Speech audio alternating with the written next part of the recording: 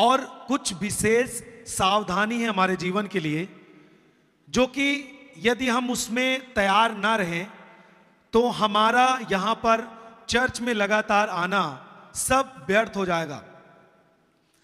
कुछ सावधानियां ऐसी हैं जो बाइबल आपको जागने के विषय में कहती है। यदि आप उसमें सावधान ना रहें तो आप जो परमेश्वर के भवन में खड़े होकर आराधना करते हैं और आपने जो बड़ा छुटकारा पाया है, ये सब व्यर्थ हो सकता है। सबसे पहली बात तो यदि आप मसीह में हैं, मैं मानता हूं कि आप चंगे होने के लिए, छुटकारा पाने के लिए, दुष्ट आत्माओं से आजाद होने के लिए आप चर्च आते हैं।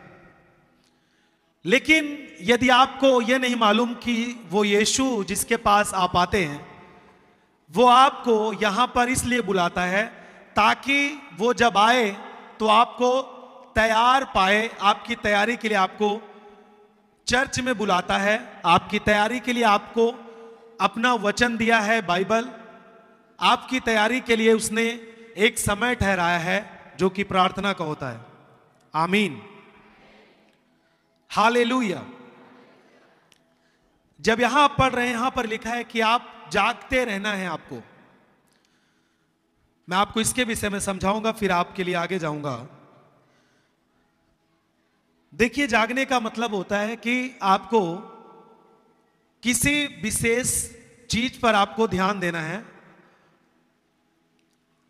यदि आप जागते नहीं हैं तो इसका मतलब यह है कि आप सोते हैं।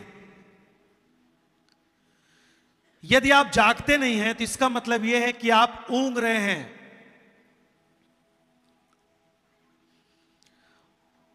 आपको जागते रहना है, यानी तैयार रहना है, जिस तरह यीशु आपका चाहता है आपके लिए।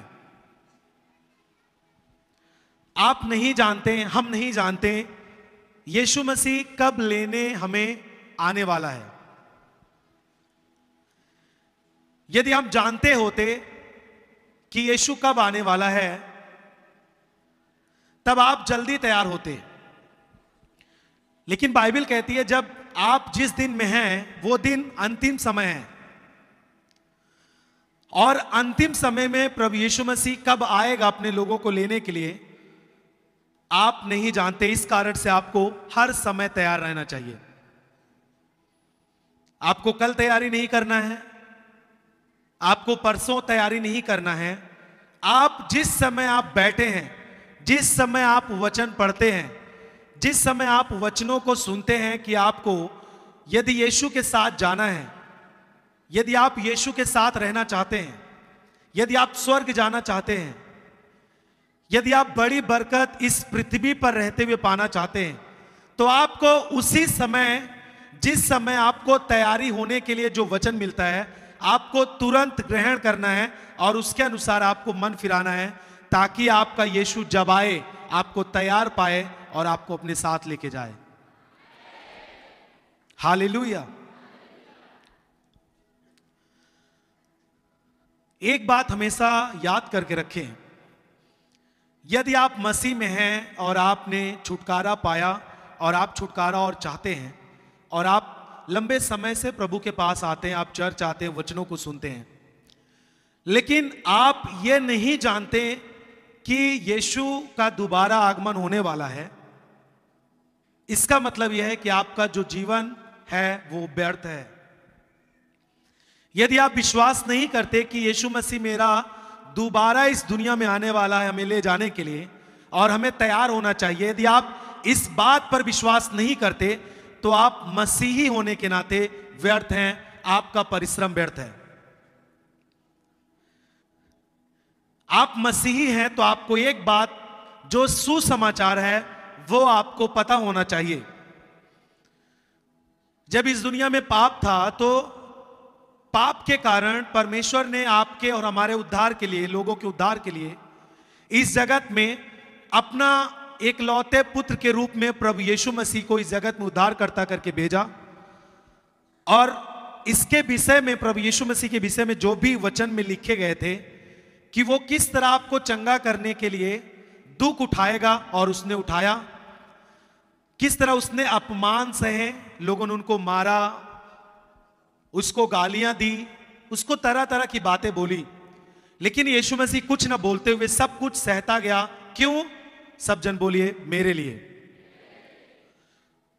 और आखिरी में यीशु मसीह को क्रूस पर चढ़ाने के लिए लोगों के हाथ में सौंप दिया जाता है, और लोगों ने यीशु मसीह को, जिन्होंने उद्धारकर्ता स्वीकार किया, उन्होंने अपने आंसू बहाए कि हमारा उद्धारकर्ता, हमारा प्रभु यीशु मसीह जो हमेशा भलाई करता था, भले काम करता था, उसे लोग क्यों सता रहे हैं।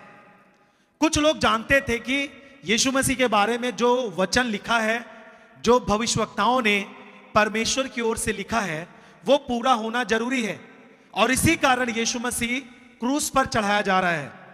और यीशु मसीह क्रूस पर चढ़ाया गया, और कुछ देर बाद यीशु मसीह ने अपनी आत्मा परमेश्वर के हाथ में सौंप दिया, और वो क्रूस पर मर गया। और कुछ धर्मी लोगों ने, जो परमेश्वर का भय मानते थे, जो यीशु के काम पर विश्वास करते थे कि यह परमेश्वर की ओर से आया है, उन्होंने ले जाकर यीशु मसीह को एक कब्र में रखा, और बाइबल कहती है कि यीशु मसीह तीसरे दिन जी उठा मृतकों में से, कब्र का पत्थर हट गया, और यीशु मसीह अपने चेलों से जाकर मिला। हालेलुया। और फिर यीशु मसीह 40 दिन तक जी उठने के बाद अपने चेलों के साथ रहा, उनके साथ उनको स्वर्ग की बातें बताता रहा। उसके बाद लगभग 500 लोगों के बीच में वो स्वर्ग उठा लिया गया। आमीन। और जब आप प्रेरितों के काम उसका 1 अध्याय उसके 9 और 11 पद में पढ़ेंगे, हम प्रेरितों के काम उसका 1 अध्याय उसके 9 से 11 तक पढ़ेंगे। यहां पर लिखा है, यह कहकर वह उनके देखते देखते ऊपर उठा लिया गया। बादल ने उसे, यानी यीशु मसीह को, लोगों के आंखों से छिपा लिया, और उसके जाते समय जब वे आकाश की ओर ताक रहे थे, यानी जब यीशु मसीह उठाया जा रहा था स्वर्ग में, तब उसके चेले उसे देख रहे थे, और यीशु मसीह को देख रहे थे कि वो उठाया जा रहा है। तो देखो, 2 पुरुष श्वेत वस्त्र पहने हुए, अर्थात स्वर्गदूतों की नई लोग वो थे, और वो आकर खड़े हुए, और 11 पद में लिखा है, लोगों से उसने कहा, हे गलीली पुरुषों, तुम क्यों खड़े आकाश की ओर देख रहे हो? यही यीशु जो तुम्हारे पास से स्वर्ग उठा लिया गया, जिस रीत से तुमने उसको स्वर्ग जाते हुए देखा है, उसी रीत से वह फिर आएगा। यह है आपके लिए सुसमाचार।